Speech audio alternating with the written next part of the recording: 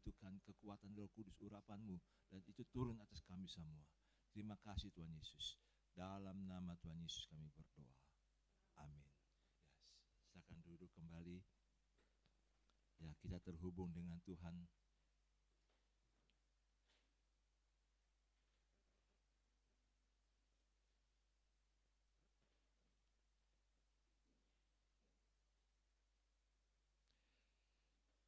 Ya, kemarin kita berduka ya, Pak Aping sudah dipanggil Tuhan, dan memang bukan hal yang mudah sih, saudara.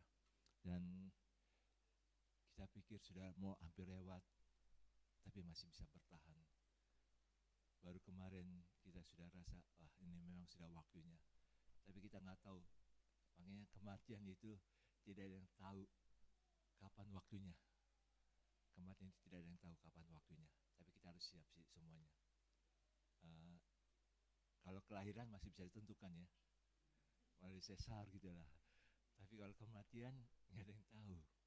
Dan itu ya memang kita berdoa supaya Tuhan menguatkan keluarga ya, karena tidak mudah bagi Ibu Kumala juga 57 tahun pernikahan dan harus berpisah. Memang walaupun Ibu Kumala nggak tahan ya kalau Pak Aping menderita, lebih rela Pak Aping pergi saja. Tapi bagaimanapun juga sebagai manusia yang sudah 57 tahun bersama-sama, itu terasa ya. Dan bersyukurlah kalau dia bisa 57 tahun pernikahan. Kita belum tentu bisa sih sebenarnya. Belum tentu bisa. Kita sih mengharapkan bisa 60 tahun ya.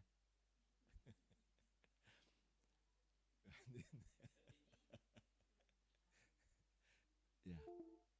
Baik saudara, kita ingin masuk dalam firman Tuhan karena apa yang tadi lagu terakhir itu terhubung, artinya kita ingin mengenal Tuhan. Kalau kita mengenal Tuhan, ada sesuatu yang sangat istimewa, yang sangat berharga. Satu kali Tuhan Yesus kasih perumpamaan soal seorang yang mendapatkan harta karun dalam rumah, di bawah tanah itu, dan dia tahu ini harta karun yang lebih mahal daripada harta yang dia miliki. Maka dia tanam lagi harta karun itu, dia jual semua, dia balik ke rumahnya, dia jual semua hartanya, dan dia beli tanah itu karena dia tahu harta karun dalam tanah itu lebih besar harganya daripada apa yang dia punya. Maka dia beli tanah itu. Nah, demikian juga pada waktu kita mengenal Tuhan, kita harus bisa melihat Tuhan lebih berharga daripada apa yang kita punya. Justru saat-saat ini, kalau kita bisa punya pandangan seperti itu, Tuhan lebih berharga daripada apa yang kita punya, kita miliki saat ini. Tuhan bisa percayakan hal-hal yang jauh lebih besar daripada apa yang kita pikirkan. Itu yang saya lihat saat-saat ini, justru kalau kita lihat ya saudara, ini dengan perang Iran, dengan krisis-krisis yang ada, terus juga harga-harga semua sudah mulai naik, kita berpikir, aduh ini susah nih hidup ini secara manusia. Tapi saya melihatnya agak berbeda. Tuhan ajarkan kami berbeda caranya. Justru ini kesempatan yang Tuhan berikan bagi kita. Kesempatan apa nih? Udah susah hidup ini, tambah susah lagi nih. Segala sesuatu dalam kendali Tuhan. Dan Tuhan mau percayakan kepada anak-anaknya yang siap. Yang siap mengambil tanggung jawab. Makanya anak-anak yang siap mengambil tanggung jawab, tantangan apapun juga menjadi kesempatan. Tantangan makin besar, kesempatannya makin besar. Dan saya melihat hal ini luar biasa saudara. Justru dalam situasi kayak gini, tiba-tiba ada seorang bilang gini, Andi, ini ada perusahaan dari Taiwan mau buka pabrik microchips. Wah, saya bilang ini keren ini. Ini luar biasa loh. Bisa buat handphone, bisa buat laptop, bisa buat mobil, bisa buat pesawat juga. Peralatan yang sangat kecil, tapi itu berharga. Wah, ini saya bilang ini bagus sekali ini. Bahkan yang akan dipromosikan orang Indonesia. Saya lihat ini kesempatan besar. Kenapa? Karena tantangan besar, selalu ada kesempatan besar. Yang Itu sebabnya kita harus siap, saudara. Apa yang kita harus siapkan? Ada ya hal-hal yang kita harus buang ini dalam hidup kita. Saya nggak bicara soal dendam, kemarahan, bukan itu. Tapi mungkin yang kita pikir ini berharga. Tapi itu harus kita pikir, berguna nggak ya untuk saat ini? Berguna nggak ya untuk saat ini untuk saya ini? Apakah ini bisa bermanfaat ya? Kita pikir ini bagus ini, tapi sebenarnya nggak berguna. Saya membayangkan semalam saya mikir, apa sih ya kira-kira yang kita pikir dulu berguna, tapi sebenarnya jadi sampah untuk kita. Mungkin saudara-saudara yang dulu masih pernah 90, 2000, masih ingat kalau ada namanya kartu nama yang kecil. Kadang-kadang kalau kita ketemu orang, ini kartu nama saya. Kalau sekarang sih nggak perlu pakai kartu nama, catat aja di handphone. Ini kartu nama saya. Oh, saya lihat, wah bagus nih. Terus masukin dompet. Ketemu orang lagi, dapat kartu nama, masukin dompet.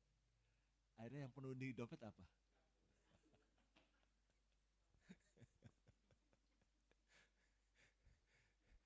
Awalnya berguna kan? Keren gitu ya, bisa kenalan banyak orang. Tapi cuma kartu nama di dompet. Coba kalau misalnya kita ketemu orang dapat duit, lebih berharga kan duitnya. Nah, makanya gini saudara, kadang-kadang kita pikir ini penting nih. Pernah satu kali saya dapat kartu nama, terus dari seorang yang punya pengaruh yang besar, terus dia kasih tanda tangan. Terus dia bilang gini, Pak Andi kalau ada apa-apa tunjukin aja kartu nama ini. Wih, saya bilang keren juga ini, tapi nggak berguna juga sih. Kenapa? Karena ada sesuatu yang lebih berharga, yaitu apa? Yang Tuhan percayakan kepada kita. Ini sebabnya kita siap nggak? Kalau Tuhan percayakan, kalau Tuhan sedang bekerja saat ini, Tuhan mau percayakan kita tuh sesuatu yang memang lebih berharga. Tapi kita siap nggak ini untuk dipakai Tuhan lebih dahsyat lagi? Diberikan kepercayaan oleh Tuhan lebih dahsyat lagi. Dan saya bersyukur ini, saya bukan mengangkat ini oma-oma ini. Perjuangannya untuk bebek ini semangat sekali. Dan ini sesuatu yang positif. Artinya apa? Dari situ Tuhan bisa berikan kepercayaan yang lebih besar lagi. Tuhan bisa berikan kepercayaan yang lebih besar lagi. Itu sebabnya saya ingin mengajak saudara, mari kita buka firman Tuhan dari Filipi 3 ayat 7 sampai dengan ayat 9. Filipi 3 ayat 7 sampai dengan ayat 9. Kita akan baca sama-sama 3 ayat ini ya saudara. Kita akan baca sama-sama secara bergiliran. Saya akan sesuai dengan tanda kalimat, nanti dimulai dari saya dulu dari ayat 7. Filipi 3 ayat 7 sampai dengan ayat 9. Saya akan baca ayat 7 bagian A dulu, nanti saudara selanjutnya. Tetapi apa yang dahulu merupakan keuntungan bagiku, malahan segala sesuatu ku anggap rugi. Tuhanku, oleh karena dialah aku telah melepaskan semuanya itu dan menganggapnya sampah. Dan berada dalam dia bukan dengan kebenaranku sendiri, karena mentaati hukum Taurat, yaitu kebenaran yang Allah anugerahkan berdasarkan kepercayaan. Saudara, ini Rasul Paulus luar biasa. Apa yang dia pikir itu semua keuntungan. Apa sih yang menjadi keuntungan bagi Paulus pada waktu itu? Kita bisa lihat dari ayat-ayat sebelumnya. Dia sempurna secara agamawi. Dia betul-betul luar biasa. Dia boleh dikatakan secara agama dia Yahudi itu orang yang sempurna. Tidak ada cacat sekalipun. Dia betul-betul boleh dapat kehormatan yang lebih tinggi. Tapi apa yang menjadi kebanggaan dia dulu, yang menjadi keuntungan, dia bilang itu sekarang gak berguna lagi. Dia tukar dengan Yesus, mengenal Yesus. Dulu dia dihormati oleh semua orang-orang, bahkan imam besar pun juga percayakan pada dia. Apakah itu gak berguna? Apakah itu gak bisa menolong banyak orang? Bisa. Tapi bagi bagi dia mengenal Yesus lebih berharga. Saudara, mengenal Yesus itu bukan hanya sekedar dia ya hanya yang bertata di surga, dia yang kita sembah-sembah di gereja. Bukan gitu aja, saudara. Saya ingin mengajak saudara melihat Tuhan sedang berperkara dalam hidup kita dengan hal-hal yang sangat kecil. Hal-hal yang kita nggak pernah pikirkan. Kalau lagi senang, kita pikir, wah ini hebat nih. Kalau kita disanjung, kita merasa kita lebih hebat daripada orang lain. Tapi coba pada waktu kita lagi sedih, pada waktu orang lain tidak tahu tentang pergumulan kita, tiba-tiba ada orang yang menghibur kita. Tiba-tiba ada orang yang menolong kita. Sebenarnya itulah karya Tuhan Yesus. Kepedulian Tuhan Yesus atas hidup kita. Yang kita nggak pernah pikirkan. Berapa kali kami bicara dengan salah satu anggota dari Ibu Kumala, keluarga dari Ibu Kumala. Dia bilang gini, sebenarnya cara Tuhan menolong kami itu banyak sekali, dia bilang. Dari orang-orang yang gak pernah kami duga, orang-orang yang gak pernah kami pikirkan. Tapi itu sebenarnya kepedulian Yesus atas hidup kita. Makanya pada waktu harga-harga lagi naik, jangan pusing. Tapi mulai pikir, apa yang saya harus buat untuk mengenal Yesus? Bahwa dia peduli atas hidup saya. Dia peduli akan hidup keluarga saya. Jadi Yesus yang kita sembah adalah Yesus yang suka dengan hal-hal yang kecil atas hidup kita. Makanya kita mari menyembah Yesus. Walaupun itu hal-hal yang kecil, tapi kita mau peduli. Kita mau lakukan. Paulus berani tukar. Bahkan dikatakan itu gak berguna bagi saya. Bahkan ku anggap sebagai sampah. Sampah itu artinya sesuatu yang harus dibuang kok. Ya kalau kita simpan sampah di rumah kita, ya mungkin ada tutup ya. Kalau lama-kelamaan penuh, kecoa. Kalau di apartemen, kecoa. Apalagi kalau tukang sampah nggak datang-datang lagi. Udah taruh di atas pagar. Biasanya kalau ada rumah lingkungan tertentu kan sampahnya taruh di atas pagar kan ya. Pakai plastik. Tapi nggak datang-datang. Waduh, baunya menyerpak. Baunya masuk dalam lagi. Ya, sampah. Mengapa harus simpan sampah? Mengapa harus simpan sesuatu yang nggak berguna? Untuk mengenal Yesus, saudara. Untuk mengenal bagaimana Tuhan bisa pakai kita lebih dahsyat lagi. Untuk kita bisa alami bagaimana Tuhan mengangkat kita. Makanya kita jangan berpikir kalau kita ikut Tuhan sungguh-sungguh, kita jangan pernah berpikir kok hidup saya kok gini-gini aja sih. Kalau hidup saya masih gini-gini saja, artinya belum ada yang kita buang di dalam hidup kita ini. Yang kita masih simpan ini. Sesuatu yang gak beruntung bagi kita. Ini yang kita harus renungkan loh saudara. Paulus saja, walaupun waktu dia mengenal Tuhan, dia tahu ini gak berguna, dia buang semuanya. Walaupun kalau secara rohani, secara komunitas, ini berguna gak? Yang kelebihan-kelebihan Paulus berguna. Dia merasa, wah ini orang hebat nih, orang yang punya pengaruh ini. Kalau kita ketemu orang kayak gini, saya juga berpikir secara manusia, saya pikir ini orang yang punya pengaruh. Tapi bagi Paulus, itu nggak ada apa-apa, saudara. Saudara, mungkin kita perlu renungkan, apa sih yang menjadi kelebihan kita? Apa yang menjadi status kita mulai terangkat dengan pujian daripada orang lain.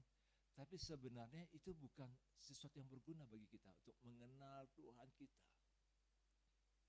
Mari kita anggap itu nggak beruntung.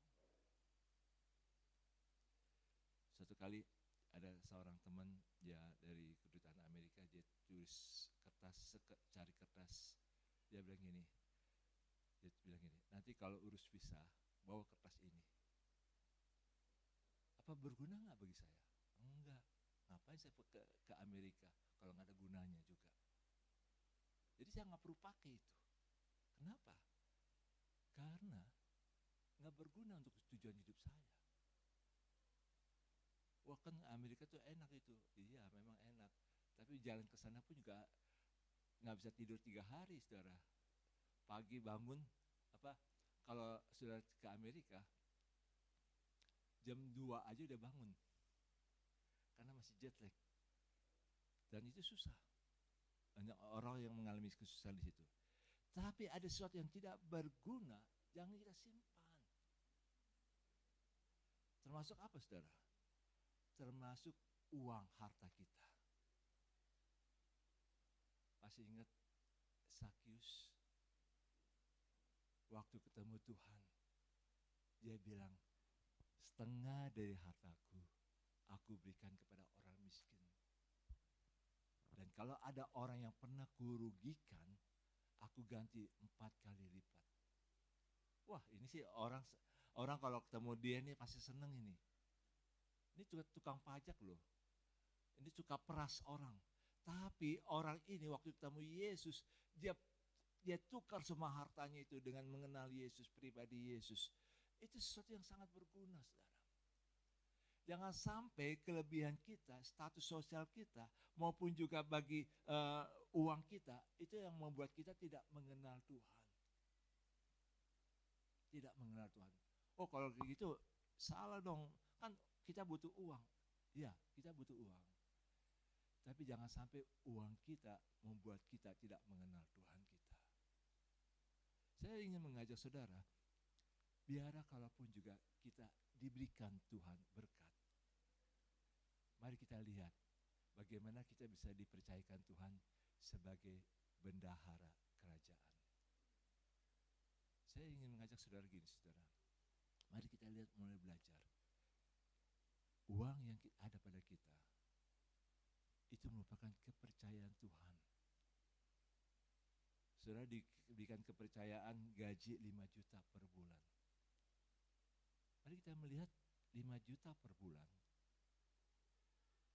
Itu sebagai ada kita angkat, kita mengucap syukur untuk uang yang ada. Dan kita mulai mendoakan, Tuhan apa yang harus saya buat dengan uang yang sekian ini. Boleh kita berpikir bahwa kita ini menjadi tanggung jawab. Kalaupun juga kita mau belanja, mau ini, kalau memang itu sesuai dengan kebutuhan, silakan lakukan. Tapi kalau karena keinginan, mulai berdoa, Tuhan saya boleh ini enggak? Kenapa saudara saya ngajak saudara seperti ini? Kalau saudara bertanggung jawab dengan uang yang Tuhan berikan, Tuhan akan berikan kepercayaan uang yang lebih besar lagi. Uang yang akan dilipat gandakan dalam hidup kita. Dan ini yang saya doakan, supaya jemaat ini boleh ada pelipat gandaan soal uang. Dilipat gandakan oleh Tuhan. Diberkati Tuhan. Diberikan kepercayaan oleh Tuhan. Apakah Sakyus menjadi orang miskin? Enggak. Justru Sakyus makin diberkati oleh Tuhan. Ada menjadi bendahara kerajaan. Menjadi orang yang memang bisa memberkati banyak orang. Saudara, saya mengajak saudara, apa yang ada menjadi kelebihan kita saat ini, kita anggap ini sesuatu yang berharga, iya. Tapi lebih berharga kita mengenal Tuhan. Bagaimana dengan uang yang ada pada kita? Kita ingin mengenal Tuhan lebih lagi. Dengan uang yang ada ini, kita bisa tahu bahwa Tuhan bisa lipat gandakan dengan cara yang ajaib, yang kita nggak bisa mengerti. Tapi ada juga orang yang tidak mau membuang. Akhirnya dia harus dipaksa oleh Tuhan. Siapa itu? Ayub. Dia nggak pikir. Dia dengan kemuliaannya, dengan hartanya, dengan segala sesuatu yang secara rohani dia bisa ini. Tapi ada satu kelemahan yang Tuhan lihat dalam diri Ayub. Bahwa dia belum mengenal Tuhan lebih dekat lagi.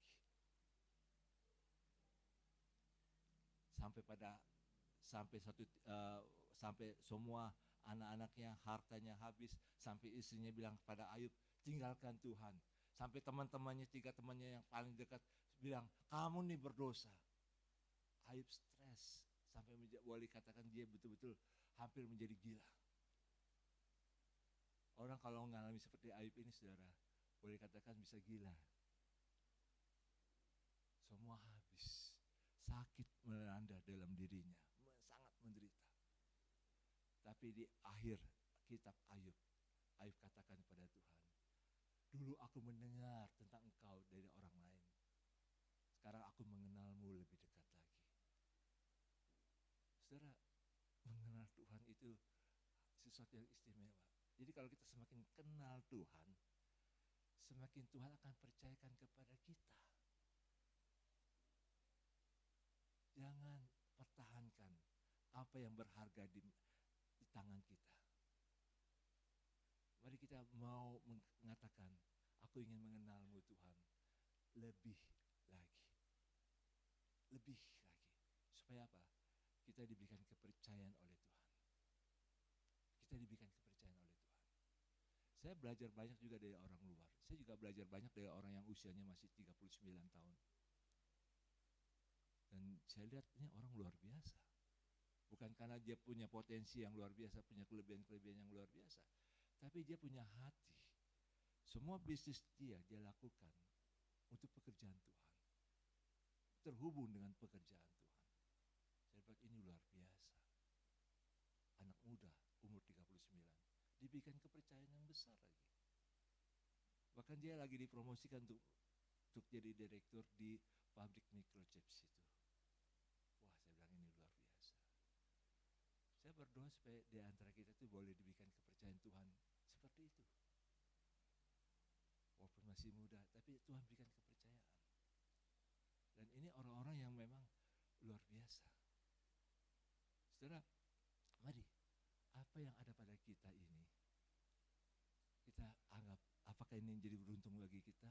Ini akan mengangkat harkat kita, sosial kita. Mari kita mulai pertimbangkan. Kalau saya mengenal Tuhan, maukah saya melepaskan ini semua? Untuk mengenal Tuhan, supaya Tuhan berikan kepercayaan kepada kita.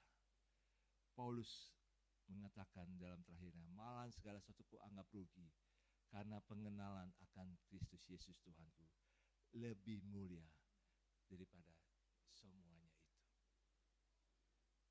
Sosial kita, uang kita, kedudukan kita, itu nggak ada apa-apa, saudara. Bila dibandingkan kita mengenal Tuhan. Saya belajar dari pengalaman Pak Aping itu sampai saat-saat terakhir. Dia orang baik. Dia bisa baik dengan semua orang. Dia baik juga dengan anak-anaknya, dengan keluarganya. Dia baik. Sampai anak-anaknya juga mau berkorban untuk dia di akhir hidupnya. Bukankah itu sesuatu yang bagus? Tapi yang lebih penting, waktu menghadapi maut, siapa yang bisa menemani dia waktu hadapi maut? Keluarga nggak ada, nggak bisa. Hanya Yesus, hanya Tuhan. Itu sebabnya, saudara, lebih baik kita mengenal Tuhan Yesus, sehingga pada waktu kita menghadapi maut nanti, akhir hidup kita, Tuhan Yesus itu yang mendampingi kita loh. Keluarga bisa nggak ada. Saya ingat Geris waktu meninggal sendirian. Dia meninggalkan jam 23.45. Mamanya ada di luar. Dia sendirian. Siapa yang menemaninya? Sebenarnya mari kita belajar. Kenal Tuhan. Kenal Tuhan. Lebih dari apapun yang kita miliki. Apapun yang kita banggakan dalam hidup kita. Supaya apa? Supaya dalam hidup kita maupun kekekalan yang akan datang, hanya Yesus satu-satunya milik kita. Mari kita berdoa.